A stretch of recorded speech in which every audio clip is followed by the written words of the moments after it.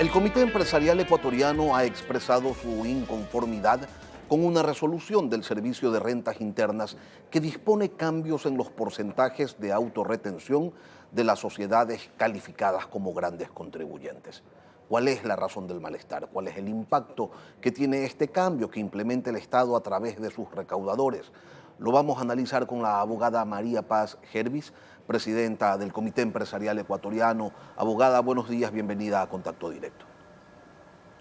Buenos días, Lenin. Buenos días a todos quienes me escuchan esta mañana. En principio, ¿cuál es la razón por la que ustedes reclaman este cambio en los porcentajes de las autorretenciones? Muchísimas gracias por traer este tema a colación, porque entiendo que esto genera muchas dudas, ¿no es cierto? Y parecería un poco caer en lo mismo, es que lo que pasa es que los empresarios no quieren que les pongan más impuestos y no va por ahí el tema.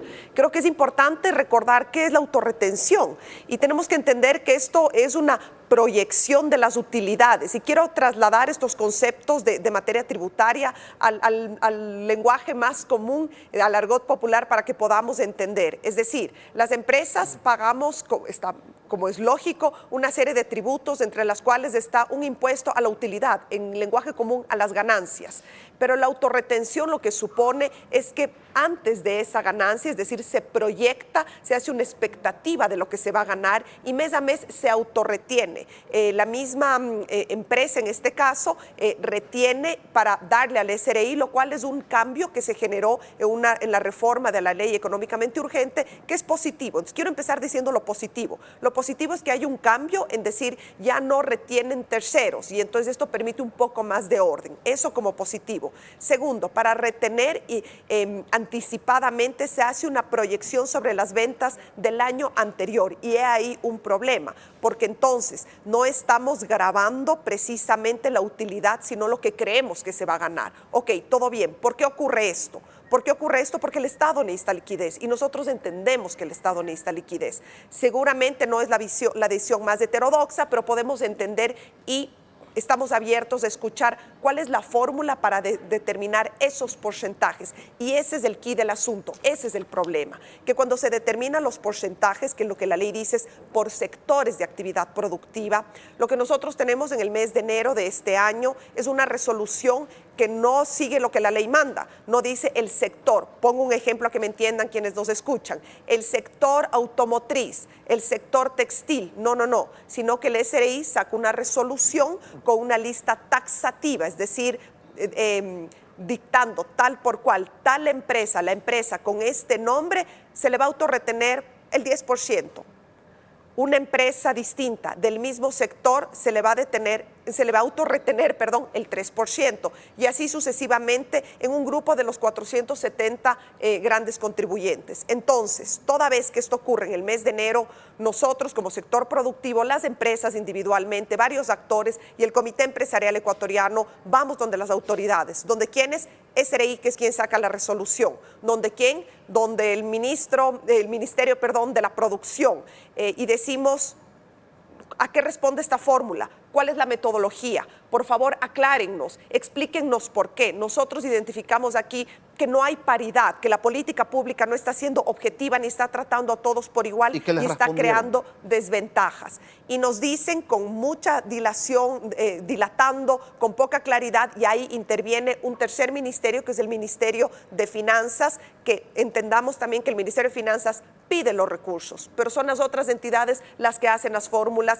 pero nos ayuda mucho como puente de diálogo y dice, bueno, tienen razón, es importante aclarar la metodología, es importante crear unas mesas técnicas y asumen una serie de compromisos y nos dicen, ok, para el mes de mayo vamos a actualizar esta lista, ahorita ya está, no podemos hacer nada, ustedes sigan pagando, pero nosotros les ofrecemos para mayo con la nueva lista haber creado mesas técnicas donde conversamos y analizamos la metodología, publicamos la metodología, escuchamos también cómo va el sector, porque recuerden que esto es una expectativa, lo que se sacó en enero con las ventas de 2022, que fue un muy buen año, ahora con ventas de 2023, pero tienen que escucharnos decir cuáles son los desafíos de este sector. Y sin embargo, eso no ocurrió. No hubo las mesas técnicas, o sea, les ofrecieron algo que no se cumplió. Cuando ustedes dicen, abogada, que la determinación de porcentajes se tiene que dar de forma técnica, ¿eso qué significa? ¿Cómo se debería hacer?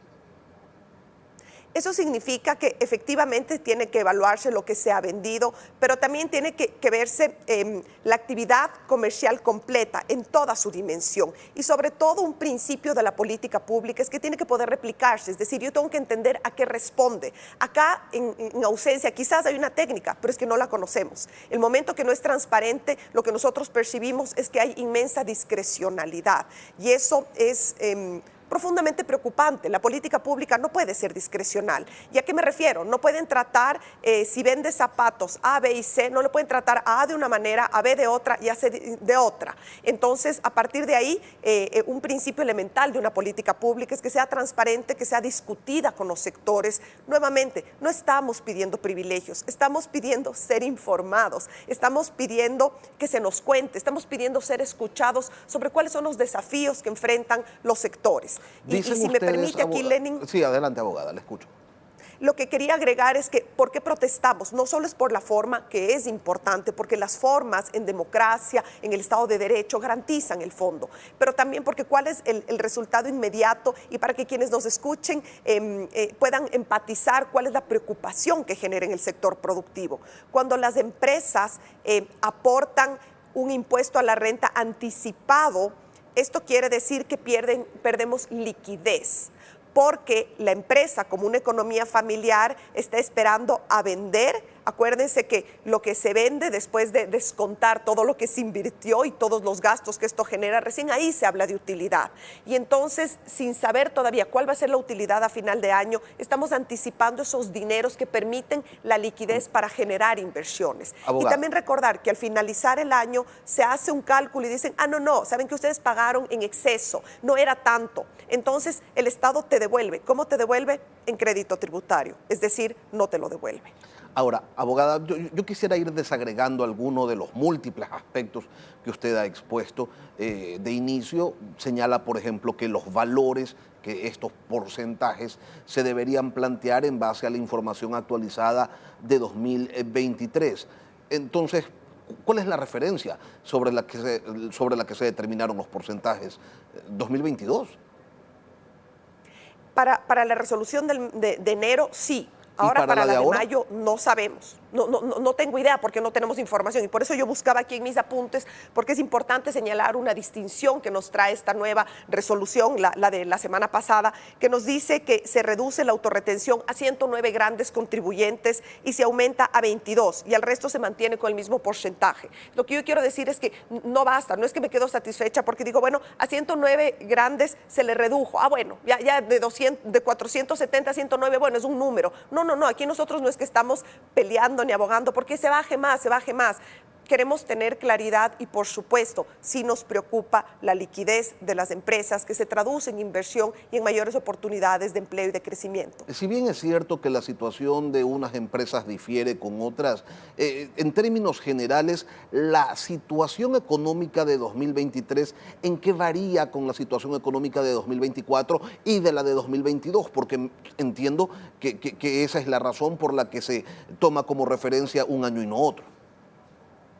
Lo que nosotros hemos visto es que el mercado se contrajo por varias razones. El año 2022 fue un muy buen año, en 2023 por distintas causas de orden inclusive de geopolítica, como son las guerras, como es la crisis económica interna, como es la situación también de seguridad, como por mencionar elementos, va cambiando la conducta de las ventas y por ende de la economía. Entonces creemos que cada año en un país como el nuestro, en todos los países va a cambiar, pero en el nuestro quizás hay mayor volatilidad.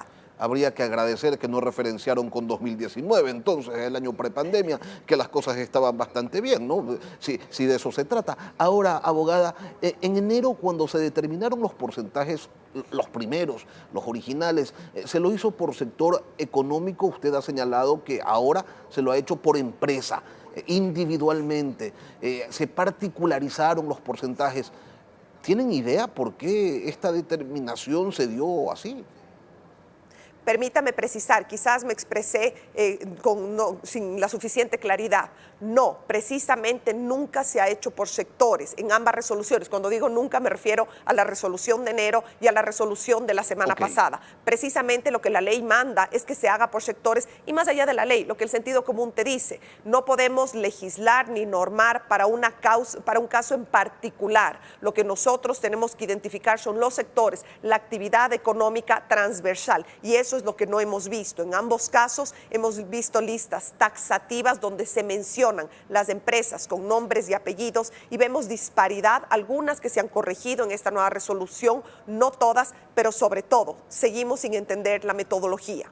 ¿Cuánto han pagado, abogada, en los primeros meses del año por concepto de autorretención las grandes empresas del país?